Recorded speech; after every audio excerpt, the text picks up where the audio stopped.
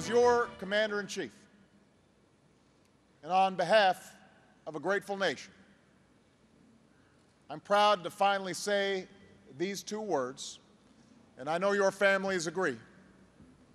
Welcome home. Welcome home. Welcome home. It began with shock and awe 8.5 years ago. Today, operations in Iraq are now over.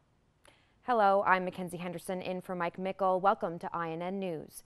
We begin with the news so many families have been waiting for. The U.S. officially ends its military campaign in Iraq today. The U.S. military lowered the flag of the U.S. forces Iraq in Baghdad, signifying the end of the campaign. Only a few thousand U.S. troops remain in Iraq. They all must be out by the end of the month. To all of the men and women in uniform today, your nation is deeply indebted to you. You have done everything your nation asked you to do and more. Your dedication, your commitment to this mission has been the driving force behind the remarkable progress that we've seen here in Baghdad and across this country. However, not everyone thinks our work in Iraq is done. I continue to believe that this decision represents a failure of leadership, both Iraqi and American, that it was a sad case of political expediency triumphing over military necessity, both in Baghdad and in Washington, and that it will have serious negative consequences for Iraq's stability and our national security interests. Those living in Iraq are happy with the news. Today they celebrate in the streets of Fallujah. Iraqis say they are ready to move their country forward on their own. Many U.S. soldiers say the time is right for that, and our time there wasn't wasted. We did a lot this tour and my last tour. We're helping the Iraqi people a lot. We did whatever we could to help. I mean, there's only so much you can do for help, so we helped them as much as we could. The war has had a heavy cost. 1.5 million Americans served in Iraq, more than 30,000 were injured, and nearly 4,500 made the ultimate sacrifice. There's other news happening overseas. A former French president is now a felon, and dozens die from drinking illegal liquor. Mike Mickle has your global news now.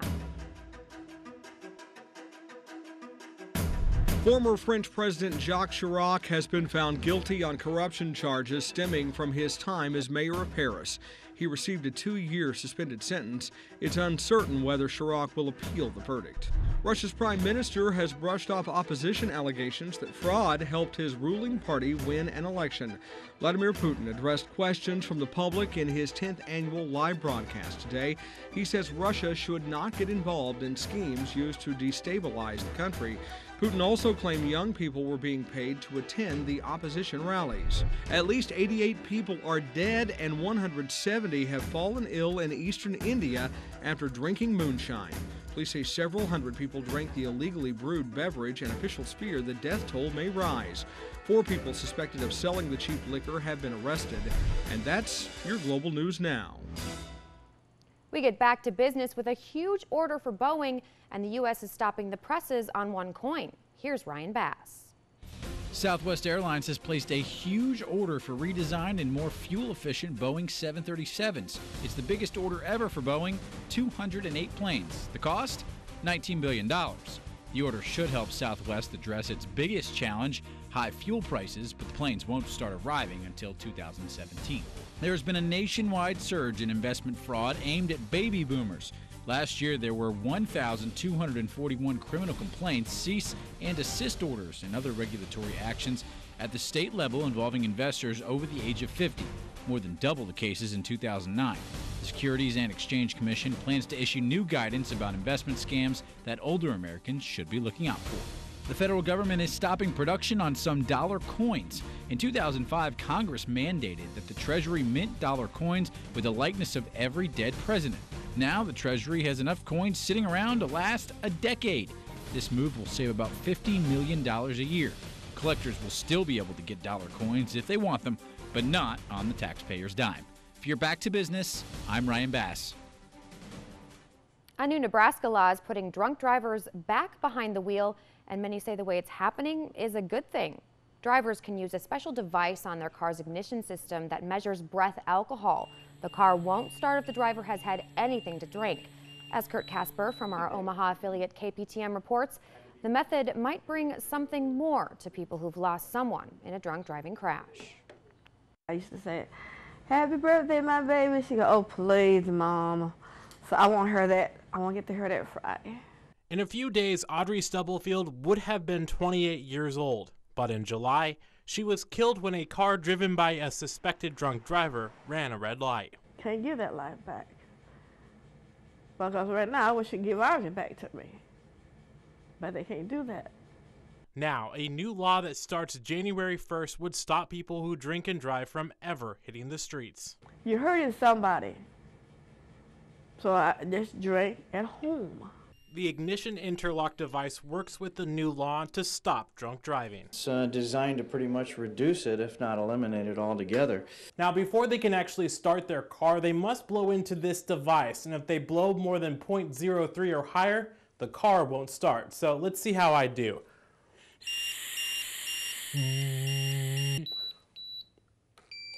And I passed.